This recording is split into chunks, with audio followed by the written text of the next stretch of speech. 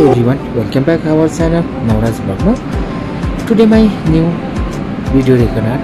झापा जिल्ला भद्रपुर नगरपालिका 2 पृथ्वीनगर कमलडाब धार्मिक एवं पर्यटक स्थल अन्तर्गत धरानका मेहर श्रम पिता हर्का सम्पाङ राईज्यूको आज यहाँनिर उपस्थिति क्रमको लागि यहाँनिर एकदम तम तयारी अवस्थामा रहेको छ।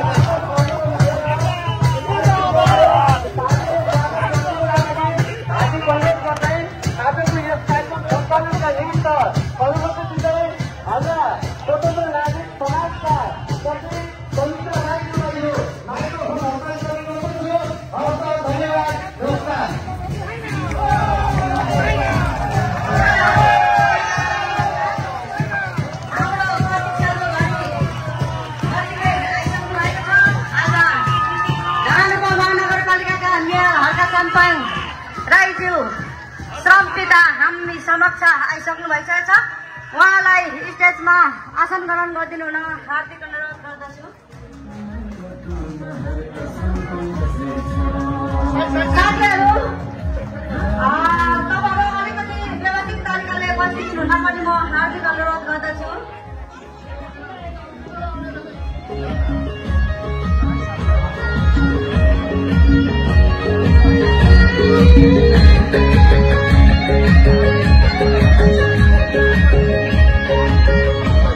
बाबुले सोध्नु भएको छ मलाई विद्यार्थी भाइले, यो सबैभन्दा पहिला चाहिँ अधिकार र कर्तव्य दुईटा कुरा बुझ्नुपर्ने रहेछ। आफ्नो कर्तव्य भन्ने कुरा आफूले गर्नै पर्ने हुँदो रहेछ। राम्रो ध्यान दिउँ है, सबैले ध्यान दिँदा पनि हुन्छ होला। कर्तव्य र अधिकार दुईटा फरक कुराहरू हुन्। कर्तव्य चाहिँ म गर्दिन भन्न पाइँदैन है, कर्तव्य चाहिँ गर्नै पर्छ। अधिकार चाहिँ प्रयोग नगर्दा पनि हुन्छ कहिलेकाहीँ, त्यो हो है। त्यसले गर्दाखेरि कर्तव्य र अधिकारको दुईटा फरक फरक अवधारणाहरू हामीले बुझ्नु जरुरी छ। अब मेयरलाई कतिसम्म अधिकार छ, पर्याप्त छ भनेर उहाँले सोध्नु भएको छ। अब म जस्तो अत्यन्तै धेरै काम गर्न मन लाग्ने मेयरको लागि चाहिँ पर्याप्त छैन भन्छु म चाहिँ। किन भन्दाखेरि अब कामै नगर्ने मान्छेलाई त त्यो पनि धेरै भयो होला होइन। अब हामी अहिले संघात्मक राज्य प्रणालीमा छौँ होइन, 3 तहको सरकार भनिएको छ। हाम्रो अधिकार चाहिँ बाँचेको छ कि होइन। स्थानीय सरकार ठुलो कि माथि ठुलो भन्ने आउँदाखेरि माथिकोले हामीलाई पेल्न खोज्छ। कुरा बुझ्यो नि, म त केन्द्र हो, सबै हामीसँग छ है। नेपाल प्रहरी, सशस्त्र प्रहरी, अड्डा अदालत सबै हाम्रो हो भन्ने खालको चाहिँ के हो त भन्दाखेरि दम्ब चाहिँ झन्डै झन्डै अदालत पनि मेरै हो भन्न खोज्छ क्या, दिएको छैन। तर कति पालिकामा चाहिँ अब त्यो धेरै भइराखेको होला, त्यो मन अलिक दिए पनि हुन्छ। त्यो अर्थमा काम गर्न त्यो हाम्रो कानुनी तपाईँको चाहिँ उल्झनहरू छ, प्रष्टता छैन क्या होइन। This much the central government has to do and this much the provincial and this is the local government के अरे तपाईँको चाहिँ जुरिडिक्सन होइन, क्षेत्राधिकार भनेर चाहिँ हामीलाई तोकिदिएको हुँदैन। त्यसले गर्दाखेरि हाम्रो त्यो क्ल्यास भएको कारणले कहिलेकाहीँ चाहिँ अधिकार नपुगेर निरीह भएको हो कि जस्तो मलाई लाग्छ है। कुनै कुरा इमर्जेन्सी बेसिसमा गर्नुपर्ने छ भने तपाईँहरूले श्रमदानबाट गर्नुहोस्, म चाहिँ त्यो प्रेरणा दिन चाहन्छु होइन। कहीँ कतै बाढी पहिरो गइराखेको छ, तटबन्धन गर्नुपर्ने छ, गरेन भने बगाएर लान्छ भने त्यो ठेक्का लगाउँदाखेरि ठेक्काको प्रक्रियामा मात्रै 1.5-2 महिना गइहाल्छ, त्यति जेल त त्यो बस्नु नै रहँदैन। त्यसले गर्दाखेरि इमर्जेन्सी बेसिसमा गर्नुपर्ने कामहरूमा चाहिँ व्यापक रूपमा जनपरिचालित भएर तपाईँहरूले काम गर्नुहोस्। हामीले श्रमदानबाट काम गरेर वर्ल्ड रेकर्डसम्म राखेको छौँ, झन् त्यस्तो पालिका है। म सबै श्रमदाताहरूलाई सम्झन चाहन्छु, हार्दिक सम्मान गर्न चाहन्छु। म एक्लैले त गरिनँ होइन, तर सेल्फ भोलिन्टियरिजम भन्छ नि, जनपरिचालनमा वर्ल्ड रेकर्ड राख्ने पालिका हो। कर्मचारीले अवसर गर्दा रहेछन् त स्वतन्त्र भइरहँदा भनेर उहाँले सोध्नुभयो।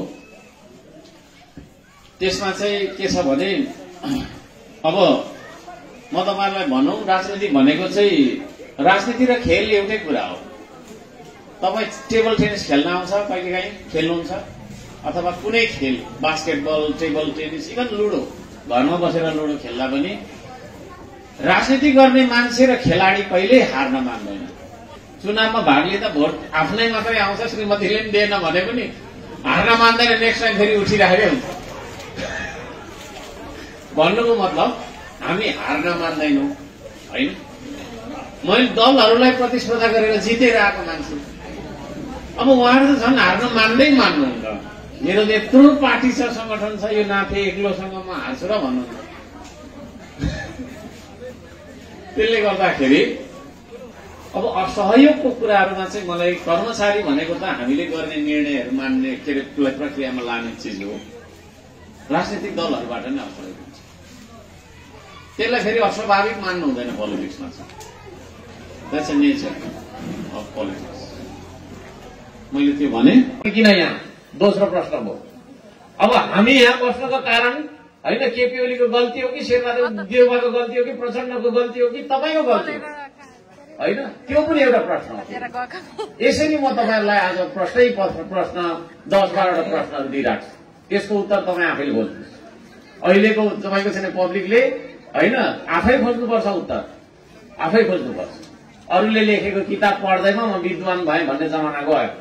अब तपाईँ आफैले किताब लेख्नु पर्ने दिन भएर श्रमदान गर्दा के कस्ता उपलब्धिहरू हासिल गर्न सकिँदो रहेछ?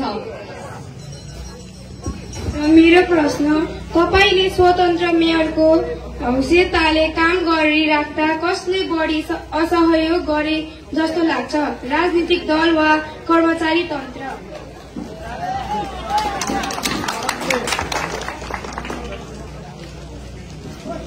गाडी कन्ट्रोल गर्ने ट्राफिकका सरहरू र हाम्रा भित्र पत्रकार तथा युट्युब गर्ने देश विदेशमा पुर्याउने सबैलाई मेरो एकमुष्ट सेवारो नमस्ते फ्याफुल्ला। देशभरिमा जुन जुन शब्द राखिन्छ त्यो अनुसारको सेवारो भन्न चाहन्छु। श्रमदान गर्नुपर्छ। म बिहान 6 बजेदेखि लिएर बेलुकाको 7 बजेसम्म श्रमदान 3 वर्ष भयो। अझै मेरो चित्त बुझेको छैन, केही पनि गरेको रहेन रहेछ जस्तो लाग्छ मलाई। किनभनेदेखि हरेक नगरपालिकामा ठक्कर, उता गयो उतै ठक्कर, यता भएन यता चुहिएको छ, जता भने ततै बिग्रेको छ। हरेक जनता घर घरमा एउटा कर्मचारी भएको भए